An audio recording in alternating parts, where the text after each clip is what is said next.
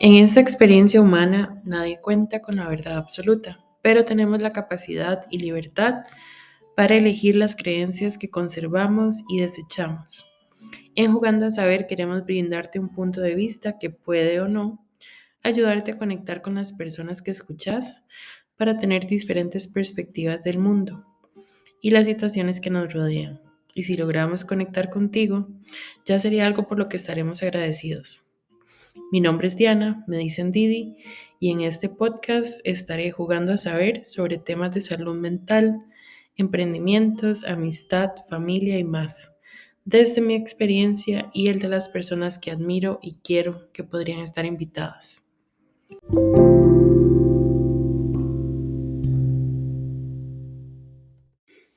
Bienvenidos al sexto episodio de la segunda temporada de Jugando a Saber. El tema que quería tocar hoy se me ocurrió en el transcurso de esta semana, ya que hubo una serie de eventos que me hicieron mucho pensar en este tema y lo que quiero hablar hoy es el poder de las palabras. Creo que hay unas palabras que lo cortan a uno súper profundo y que creo que por más terapia y por más todo se le queda a uno grabadas por casi que toda la vida. Y como dicen muchos videos y frases de hoy, estamos aquí de paso, o sea, llámele a esta experiencia, a esta dimensión, a esta vida. Entonces creo que deberíamos de tratar de dejar huellas bonitas y para eso creo que el mundo entero necesita más empatía y tiene que empezar por nosotros. Entonces, el tema que quiero tocar eh, es sobre los debería. Creo que los deberíamos, valga la redundancia, de eliminarlo cuando son opiniones no solicitadas por otras personas. Un ejemplo muy claro es el cuerpo y el peso de las personas. Hoy en día hay muchos movimientos antigordofobia, pero que obviamente siempre hay muchos haters de esos movimientos. Pero yo realmente siento que nadie debería opinar de cómo se ve una persona porque no sabe lo que hay detrás. Yo vengo de una familia católica y tanto el linaje de mi papá como de mi mamá, la mayoría son personas delgadas. Pero en buena teoría, yo salí con la complexión de mi abuela paterna. Mi abuela paterna era gruesita, culona, de brazos fuertes. Bueno, ella sí tenía más boobies que yo, pero el resto, la composición es súper similar, piernas gruesas, eh, pancita, pero sí, lo más pronunciado de los Cabalceta, que era mi abuela, el apellido de ella y las hermanas, creo que lo más pronunciado y característico es el trasero, y eso definitivamente sí lo tengo. Por el lado materno, mi mamá siempre fue muy delgada, incluso mi mamá practicó atletismo en su adolescencia, y mi abuela materna, era muy, muy, muy flaca. Mi abuela materna me ha contado muchas veces que ella venía de una familia muy pobre y que mientras mi mamá y mis tíos crecían, pues ellos la verdad es que también tenían bastantes necesidades, ya que mi abuelo materno era alcohólico y bueno, al principio fue una situación muy complicada. Pero aquí viene donde me hace reflexionar mucho sobre los debería, porque tanto mi mamá como mi abuela materna les gustaba mucho compararme en relación a cómo ellas eran en la edad que yo tenía. Entonces en mi infancia y adolescencia era muy común escuchar, hey, verás que yo a su edad tenía una cintura de este tamaño, o yo a su edad pesaba tanto, o yo a su edad no tenía llantas, yo a su edad, yo a su edad, yo a su edad, y un montón de frases más. Entonces, creo que las frases que empiezan con debería lo hacen a uno sentir como que uno no es suficiente en su estado actual. Y eso duele. De hecho, bueno, yo no llegué a tener como desórdenes alimenticios, pero sí llegué a tener una relación como muy tóxica con mi cuerpo y con la comida, porque yo nunca he sido flaca, o sea, nunca he sido flaca, pero sí tuve una época en donde no era considerada ni gorda ni delgada, estaba como en ese sweet spot y que aún se me veían las clavículas. Este, pero fue así como de verdad, como entre los 18 y tal vez los 24 por ahí. Y aún en esa época que ya digamos a mis 33 años, yo vuelvo a ver esas fotos y yo dije, madre, sí, yo estaba delgada aquí, pero en ese momento era cuando yo recibía todos esos comentarios. Entonces, recuerdo que para evitar comer, cuando tenía ganas de comer así o cuando tenía antojos o lo que sea, yo lo que hacía era pellizcarme en lugares que nadie me viera. Entonces, yo, por ejemplo, me pellizcaba como en el lado del brazo que pega con las axilas, o me pellizcaba como como en el lado del torso, pero siempre en lugares que ocultara la ropa. Y no era que me pellizcaba suavecito, o sea, yo me pellizcaba y daba vuelta, como para que me doliera y que el dolor me distrajera de mis pensamientos que estaban de verdad anhelando o deseando comida. Resulta que mi tía es uno de los seres humanos que yo más amo en este mundo,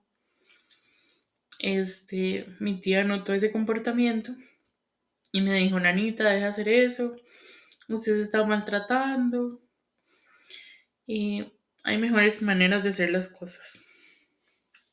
Pero el resto de los adultos nunca notó eso. Entonces, ¿qué hice? Obviamente hacerlo más disimuladamente. Pero por mucho tiempo yo de verdad me estaba obligando a hacer eso y fue muy frustrante porque incluso haciendo eso y dejando de comer por horas, nunca llegué a estar al nivel que mi abuela o mi mamá querían que yo estuviera. Después, bueno, mi papá cuando era joven también era muy delgado y por varias etapas de la vida de él estuvo gordo, pero a él era muy fácil como hacer dietas súper estrictas y bajar de peso rápido. Incluso hace unos años él estaba bastante pasado de peso y debido a como a un como fogginess, ¿cómo es que se dice? Como que se le nublaba un poco la vista. Él fue a una consulta médica y resulta que ya era diabético. Entonces empezó a tomar el tratamiento, a hacer ejercicio y el mae bajó como, no sé, como 18 kilos en 2 meses o en 3, no sé. Pero el punto es que fue mucho peso en muy poco tiempo. Entonces, ya cuando él bajó de peso, se sintió de nuevo como en la potestad y en la autoridad moral de decirme a mí que yo tenía que hacer lo mismo. Y, o sea, usted me puede ver a mí gorda, un montón de cosas, pero vieras que a mí el triglicérido, los triglicéridos, ya no dije nada, los triglicéridos, el colesterol y el azúcar nunca ha sido realmente un problema. Porque en realidad mi alimentación sí es muy variada. O sea, usted obviamente sí me puede ir comiendo una hamburguesa o una pizza, pero en cuanto a cantidad o la manera en la que yo como cuando estoy sola, o sea, es de admirar porque yo sí como muchas ensaladas, muchas verduras al vapor, me gustan mucho las sopas, me gusta mucho la espinaca. Hay muchas cosas saludables que me gustan y yo de verdad las implemento mucho como en mi dieta diaria. Y eso es la vara, o sea, obviamente yo no voy a publicar una ensalada de lechuga, tomate y zanahoria porque no sea apetitosa a la vista. Eso no es lo que voy a publicar en las historias de Instagram. O sea, obviamente en las historias de Instagram voy a publicar cuando voy a un lugar que quería conocer y me estoy comiendo algo que probablemente vaya a antojar a todo el mundo. Entonces, esas son las cosas que yo digo, la gente juzga demasiado asumiendo que mi alimentación y mi estilo de vida es de una forma solo porque yo me veo como el promedio de la gente que hace eso. E incluso la gente que hace eso, o sea, deberían de pensar un poco de por qué lo hacen, porque Hay millones de razones por las que la gente puede estar teniendo atracones o falta de sueño o por la que quiere tal vez solo estar durmiendo. Entonces eso me parece súper falta de empatía y es obviamente una guerra sin fin con mi familia porque por más que yo trato de poner límites, a veces igual vuelven como a los viejos patrones de comportamiento donde ellos creen que pueden imponerme hacer o no hacer cosas. Entonces, ahí es donde viene el problema. ¿Por qué? Porque vienen los debería. Y de nuevo, los debería lo hacen sentir a uno como que uno no es suficiente en la manera que está actualmente. Y eso duele porque obviamente, incluso si yo quisiera de verdad tomar el consejo de los debería, pues es un cambio que no se va a ver de la noche a la mañana. Entonces, mientras sucede, si sucede, voy a seguir escuchando lo mismo y eso me va a llenar de muchas emociones negativas. Bueno, y para salirme un poco de tal vez el tema físico y de salud, creo que voy a citar a mi mamá. Yo me acuerdo que en estos anuncios de obituario que hacían en Canal 7, era que a veces ponían el nombre, mi mamá y un ex padrastro, siempre tenían la manía de estar diciendo, como de inventar cosas de la persona que se anunció que había muerto, ¿verdad? Entonces a veces decían como, ay, esa persona hacía comida muy rica o esa persona hacía unas empanadas buenísimas. Y se inventaban algún dato curioso, ¿verdad? Y después decían, sí, claro, como no hay muerto malo. Y a pesar de que en el contexto esa frase tenía mucho sentido, creo que aplica también como para verlo al revés. ¿A qué me refiero? Que creo que cuando ya la persona está como en riesgo de muerte, como que empieza a haber lástima alrededor y hay mucha gente que cree que ya por eso, solo porque se está muriendo, toda la gente a la que tal vez le hizo daño por años, tiene que perdonarla o tiene que aceptar o escuchar lo que sea que le tengan que decir. Y para ser más clara aún, resulta que esta semana me enteré que mi abuelo paterno está internado por un problema en la próstata. Y ya con eso, mi tía materna me estaba diciendo que yo debería de contestarle las llamadas.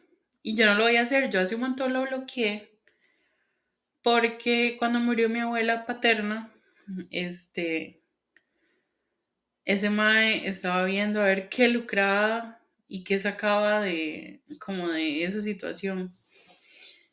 Para hacerles más clara, yo tengo un plan funerario en el que puedo incluir a 8 familiares. Y yo había incluido a mi abuela, porque yo a mi abuela la amaba con el corazón entero. Y este plan lo adquirí como unos meses antes. Y el beneficio que nos estaban dando en ese momento en el trabajo que yo tenía era que nos cubría desde el día 1. O sea que desde el día que yo me inscribí al plan, si cualquiera de las personas que yo había anotado como familiares fallecía, pues ya iba a aplicar los beneficios. Los beneficios se hacían cargo del traslado del cuerpo, de los gastos funerarios, de los arreglos florales. Lo único que no se encargaba era que si la persona quería ser enterrada, el nicho sí se pagaba aparte. Si a mí me hubieran preguntado mi opinión, yo hubiera preferido que mi abuela fuera cremada y tal vez sembrara un arbolito porque creo que eso hubiera sido lo más honorable que se le puede hacer a ella. Pero como mi familia es guanacasteca y si saben algo de los guanacastecos saben que creo que nunca aceptan el cambio, entonces ellos querían enterrarla. Mi abuela ya tenía muchas enfermedades, pero cuando murió lo que aceleró la muerte fue el COVID. Entonces en el COVID se recomendaba no hacer entierros y si se hacían, había que seguir ciertas precauciones. Pero bueno, el punto es que ellos quisieron enterrarla, entonces yo dejé que ellos se hicieron cargo del nicho, pero en realidad los gastos funerarios corrieron, digamos, por mi plan. No decir que por mí, porque en realidad, como les digo, apenas llevaba un par de meses con el plan y de fijo yo no había pagado las cuotas suficientes para cumplir lo que se invirtió ahí, ¿verdad? Entonces, obviamente, por esa razón, yo estaba más que agradecida con esa funeraria. Y recuerdo que al día siguiente de la muerte de mi abuelita, recibí una llamada de mi abuelo, a quien yo no quiero para nada, porque para mí él es el machismo hecho humano. Y aparte nunca hemos tenido ninguna interacción positiva. El mae siempre ha criticado mis tatuajes, mi manera de vestir, siempre me ha dicho lo gorda que estoy, siempre me ha dicho que yo soy muy delicada para comer. Y tras de eso, el mae cree que yo estaba en la obligación de agradecerle cuando me llevaba cosas de comer que a mí no me gustaban. Una vez recuerdo que me llegó un atol de maíz morado y primero nunca lo había probado ni me interesaba por la apariencia la vara. Y segundo, yo siento que fui bastante educada y yo le dije, gracias abuelo, pero a mí no me gusta eso. Si quieres se lo da a alguien que sí coma. Y el ma explotó y me dijo que quién me creía yo, que si él me traía algo yo me lo tenía que comer y yo, ja, le hago yo no tengo por qué hacer eso. Y entonces ese ma era el que más de verdad como que me ponía al límite de mis emociones y como yo no le tengo ni una gota de afecto, era como el que menos me importaba de verdad contestarle feo, pero igual no lo hice porque la persona en la que yo amaba, mi abuela, siempre me decía, no, nanita, no sea así. Pero cuando mi abuela murió, yo dije, mae, ya el buen trato se acabó y ahora de mi familia paterna yo solo voy a visitar a la gente que de verdad se ha ganado ese espacio en mi vida. O sea, la gente que de verdad ha sido buena conmigo y que significa algo para mí, los demás, si les va bien, bueno, y si no, honestamente ni me interesa. Y mi abuelo estaba en esa lista. Entonces, cuando recibí la llamada de él, obviamente me extrañó mucho. Y al principio se vio como una llamada inocente. El man nada más me dijo, gracias por hacerse cargo de los gastos de funeral de su abuelita. La verdad es que mis hijos y yo estaban muy agradecidos. Y yo nada más le dije, bueno, yo también era la nieta, yo lo hice por ella, no porque nadie me lo tenga que agradecer o reconocer. Y ya, ahí acabó la llamada. Después, sospechosamente, recibí una llamada de mi papá. Y ya ahí vi por qué esa llamada misteriosa había sido recibida. Mi papá me dijo que si yo podía pedirle a la funeraria como un tipo de factura donde viniera el desglose de los gastos para que mi abuelo pudiera cobrar el subsidio que da la caja para los gastos funerarios. Y yo le dije, ¿por qué él va a pedir un subsidio de algo que él no gastó? Lo cual obviamente me parece lo más sensato. Y el madre me dijo, ay, a usted no le cuesta, no sé qué. Y yo, no, sí me cuesta, le hago yo, porque yo estoy más que agradecida con la funeraria, porque yo no he pagado ni 3 cuotas y ya cubrieron algo que yo sé que cuesta mucho más de las cuotas que yo estoy dando. Entonces, como al final no quise ayudarle, se vino una ola de mala vibra en ese lado de mi familia. Mi papá hace 3 años no me habla porque yo no quise pasar una Navidad donde iba a estar mi abuelo. Después de eso me bloqueó en redes sociales, me bloqueó en WhatsApp, me dejó de hablar.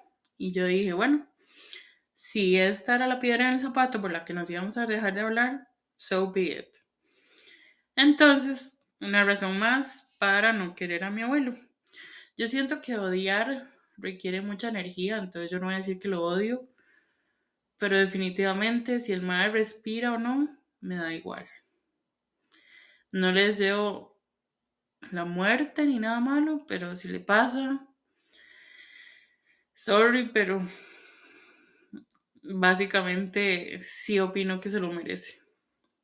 Entonces, después de que pasa todo esto, mi abuelo ha estado insistiendo en llamarme bastantes veces. Entonces, ¿qué hizo Diana? Lo bloqueé de los contactos para que las llamadas se vayan de una vez a llamadas perdidas. Lo que me da gracia es que a veces digo, voy a borrar los récords de las llamadas e igual veo que aparece ahí. Yo, mira, sigue intentando llamarme después de todo este tiempo. Y a veces, ¿verdad? Como que a veces tal vez a uno le viene como ese pensamiento de, hey, si tiene algo importante que decirme. Pero después yo digo, madre, de verdad, aunque fuera importante, a mí me interesa escuchar algo que él me tenga que decir. Y la respuesta siempre es no. Entonces, cuando la gente me dice como que yo debería de contestarle por saber que está en el hospital, como que a veces también me pone a reflexionar y digo, madre, no, es que yo no debería hacer nada. ¿Por qué? Porque el madre se ganó que él no signifique nada para mí en ese momento. Y recuerdo que en una de las terapias que yo he ido de biomagnetismo, lo que me puso a reflexionar la muchacha era que si yo sabía algo de la vida de mi abuelo antes de estar con mi abuela. Y en realidad hace muy poco, o sea, hace como que el mae fue un hijo fuera del matrimonio y que el papá siempre lo trataba era como el hijo bastardo y bla, bla. Entonces, y probablemente sí, probablemente el mae sí tuvo una infancia difícil y de verdad que mis condolencias y mi empatía por esa fase de su vida, pero como abuelo, él fue más que deficiente. Y como persona, las interacciones que hemos tenido para mí no ha sido, pero ni regular. Entonces yo digo, mae, yo no me quiero rodear de ese tipo de gente y no hay nada que esa gente pueda decirme que de verdad sienta que le vaya a aportar algo positivo a mi vida. Entonces, de nuevo, viene el debería de mi tía y yo dije, mae, ¿de verdad debería hacer esto? Y yo dije, no. ¿Por qué? Porque el debería implica que yo de verdad estoy haciendo algo malo y yo no hice nada malo. Lo que hice fue protegerme. Lo que hice fue alejarme de las personas que ponen en riesgo mi salud mental, de las personas que me desequilibran emocionalmente y de verdad nada más buscar lo mejor para mí. Entonces siento que eso es ser egoísta, más bien es el mayor acto de amor propio que he hecho en mi vida y que voy a continuar haciéndolo. Entonces, de verdad, dejemos de imponer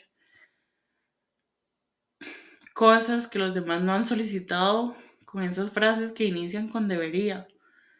O sea, y todo el mundo estaba como en su derecho de opinar. Entonces, imagínense la diferencia que hubiera hecho que mi tía hubiera llegado y me hubiera dicho, hey, yo en su lugar sí le contestaría. Entonces ahí mi respuesta hubiera sido, bueno, si usted haría eso, qué bien por usted, pero yo no lo voy a contestar. Entonces, creo que el lugar de verdad sería un mejor lugar si dejáramos de creernos la autoridad moral para decirle a las demás personas qué tienen que dejar de hacer o qué tienen que dejar de comer o cómo se tienen que ver para que esas personas sean suficientes y se sientan suficientes. Si ustedes van a cualquier navegador, página, podcast de afirmaciones positivas que la gente usa para mejorar su vida y su mentalidad y ser más optimista, casi que todas las afirmaciones incluyen la frase soy suficiente. ¿Por qué? Porque los humanos no nos sentimos suficientes todo el tiempo. Y creo que viene a raíz de todas estas cosas que a veces venimos arrastrando de años, de un montón de gente alrededor de nosotros diciéndonos qué deberíamos estar haciendo. Entonces, de nuevo, ya que estamos de paso en este mundo, en esta experiencia humana, mejor dejemos huellas lindas y tratemos de mejorar la comunicación con otras personas y en vez de decirles lo que usted cree que deberían de hacer, pregúnteles sobre por qué hacen lo que están haciendo y van a ver que el intercambio de palabras va a ser mucho más bonita, mucho más rica y les va a ayudar a entender un montón de cosas sobre esa persona. En vez de asumir sobre las situaciones y opinar desde su punto de vista y desde su privilegio y desde su situación, porque nunca van a ser las mismas. Entonces, de verdad, más empatía, más sensibilidad hacia las situaciones ajenas. Y gracias por haber escuchado este episodio que de verdad se me ocurrió durante toda esta semana. Y nos vemos en la próxima. Recuerden que pueden escuchar este podcast en Spotify, Google Podcast, Apple Podcast y más recientemente en Amazon Music, porque recientemente lo añadí ahí también. Y bueno, si les gusta esta temporada, nos vemos de hoy en 8. Muchas gracias. Si te gusta este podcast, no olvides recomendarnos a tus amigos y familiares si crees que algunos de nuestros episodios podría ayudar a alguien de tu entorno. Recuerda también seguirnos en Instagram y Facebook como Jugando a Saber si quieres enterarte de todos los nuevos episodios y temporadas que están por venir. Y gracias de antemano por todo tu apoyo.